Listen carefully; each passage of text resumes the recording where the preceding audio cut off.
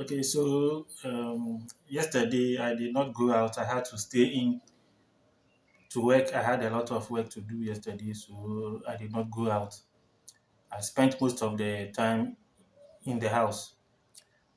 And then just this morning, I heard in the news that yesterday around 4 and 5 p.m. thereabout, there's some military personnel got into physical contact with some police personnel in the business center of Accra. And I must say, this incident is very, very, very, very unfortunate. It's really bad to have this kind of incident happening in Ghana, especially now. I think the Interior Ministry should be up and doing. When these things come up, whereby the police will crash with the military, uh, I see it as an error in coordination. How we coordinate our security forces. That's where we are not getting things right. That's my opinion. Because the police and then the military are supposed to work hand in hand.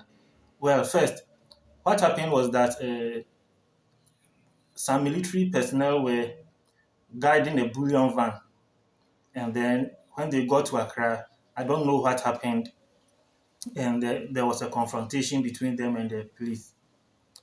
The first thing that comes to mind is whose responsibility it is to be guiding bullion vans in the city or around town.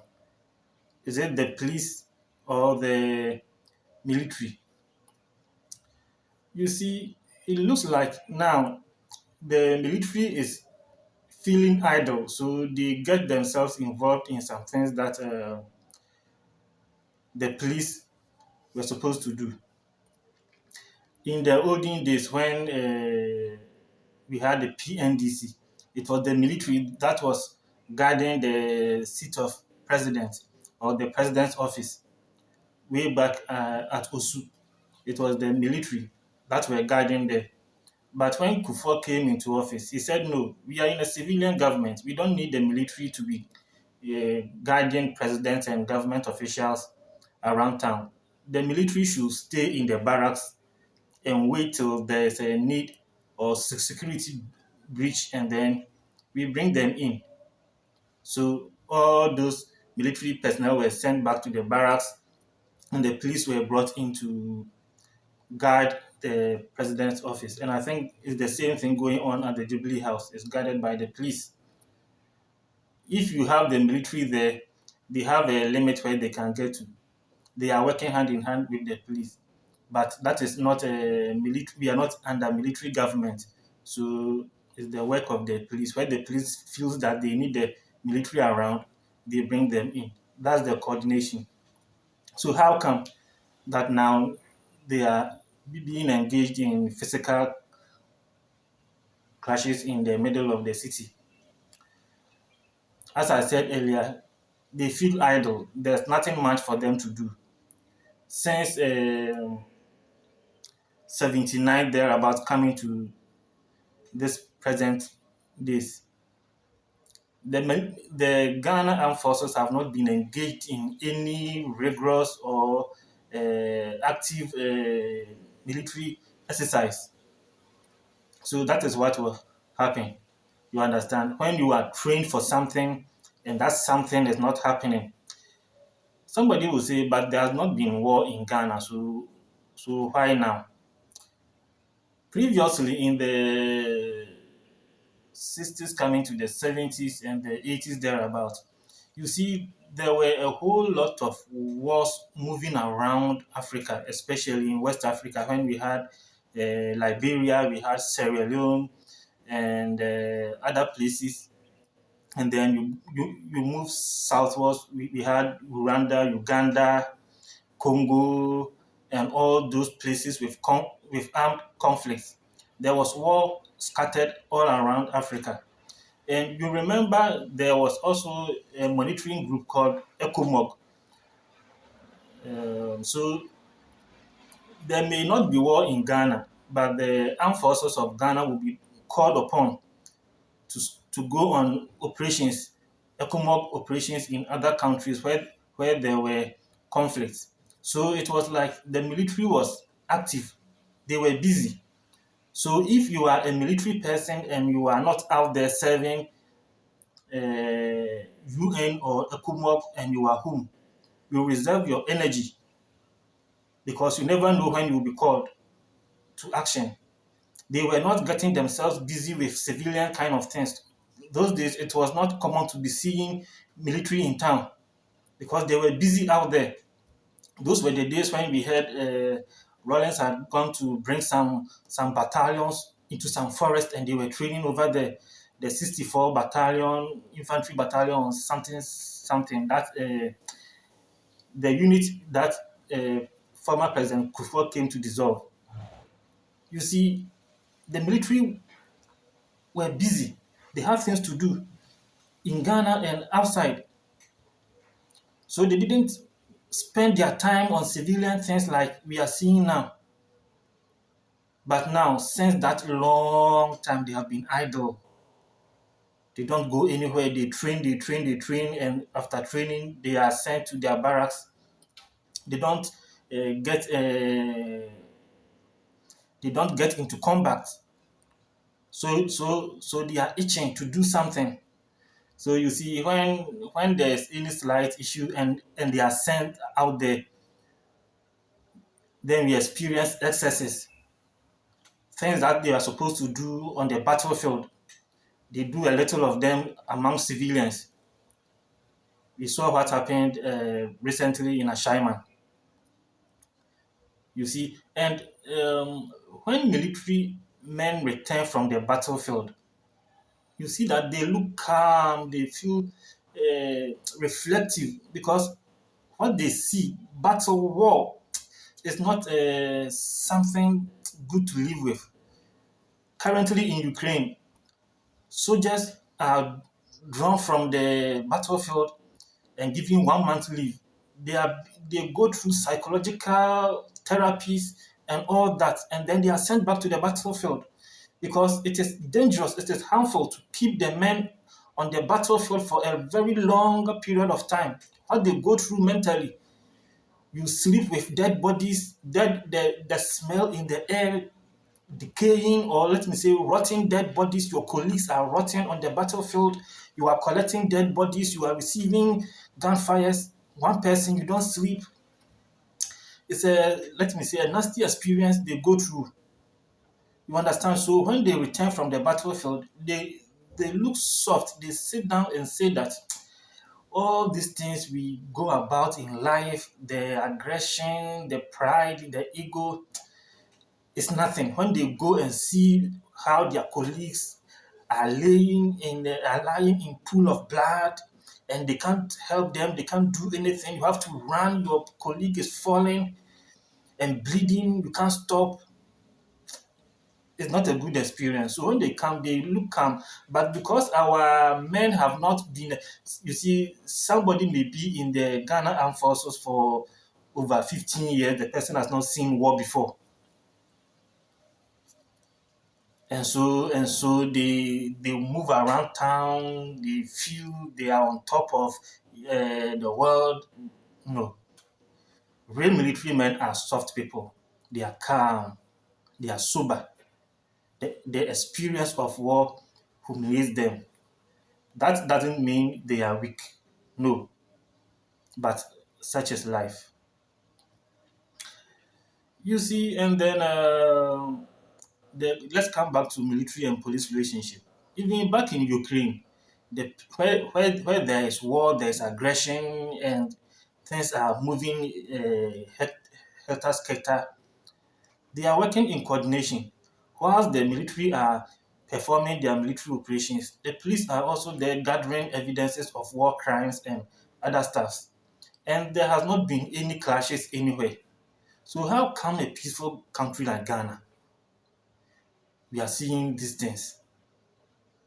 It doesn't speak well of Ghana, especially when the vice president of the whole United States of America was here recently, and we are doing this.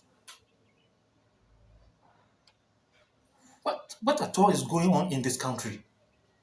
Are we serious? We had such an important visitor in Ghana, and look at what is going on.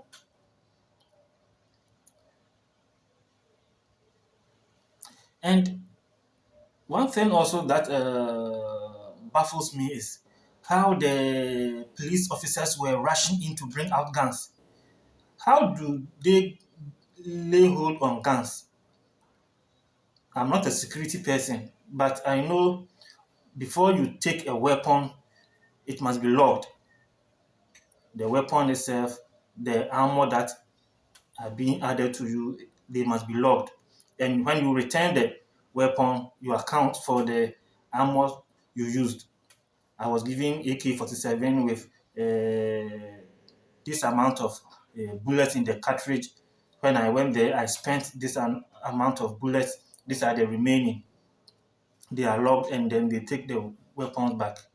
So how come these guys were rushing in to bring the weapons? Who was there to log all these things? Were they recorded? For what reasons were they giving those weapons to come out there?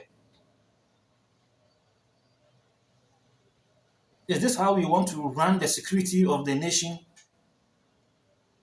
And some people were also saying, in the background, the military are not strong enough. They are just violent. Now you see that the police are humiliating them. See, military is about discipline. Sometimes retreat is also intelligent war tactics. You should know when to retreat, when to surrender, and when to defend, when to attack.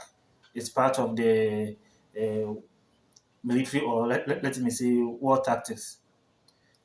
The armed forces or the military persons who were engaged in that confrontation with the police saw that the police outnumbered them. And two, some of the police officers were not in uniforms. They were in mufti, wearing weapons. So how could they identify the police officers among the crowd that were there? So they had to calm down. They had to restrain themselves, although they did some things they shouldn't have done per the video I saw. But in general, they had to calm down. That's how come people are saying the military were weak, they were overridden by the police. No, they were outnumbered. They couldn't identify the people they were engaging with because some were in uniform, some were in mufti. There was also crowd around. And the other thing is that they had a core responsibility, which was to protect the bullion van. They didn't have to let any other thing distract them. Because look, what happened over there in the middle of the chaos, criminals could have pounced on them and then robbed the bullion van or something like that. This thing should not happen anywhere in Ghana. This thing should not happen anywhere in Ghana again. President, rise up. Ministry of Defense and Interior, rise up. National Security, rise up. You are seeing this today. You may not see it this way the other day. Ghana is already going through a lot. Ghanaians are going through a lot. We don't want you people to come and add more to it. Already, Ghana's position with Russia has been severed per some of the utterances of our president, especially when he went to choke Russians before the American government, that the presence of Russian mercenaries in Burkina Faso is posing a threat. The Russians didn't take this statement in good faith. And we know the relationship between Russia and China now is like this, very, very, very, very tight. And Ghana, we are going to China to seek for financial aid. And we are not having good relationship with the Chinese friends, the Russians. It's not going to help. Russia doesn't see eye to eye with America. and we need the help of the Russian friends, the Chinese. And just recently, the Vice President of America was here in Ghana. Let's look at things well. Let's look at our position, where we are going, where we go, and how we do things. I'm just pleading with government to look at our diplomacy. If we are neutral, we should be neutral. We shouldn't let hunger direct us to places we are not supposed to be going.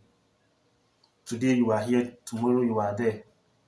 And you say things to please those you are seeking food from. Remember, you are not seeking food from one person. Today you are here, tomorrow you are there. You go here, you go and say things to please them. You go to the other place, you go and say things to please them. It's not helping our diplomacy and relationship with other countries. So, as I said earlier, Ghana, we are going through a lot. Financial crisis. It's good the dollar is now coming down. It's good, but it's not the best. We shouldn't add more problems to what we are already enduring. Thank you for watching this video, and please subscribe to this channel.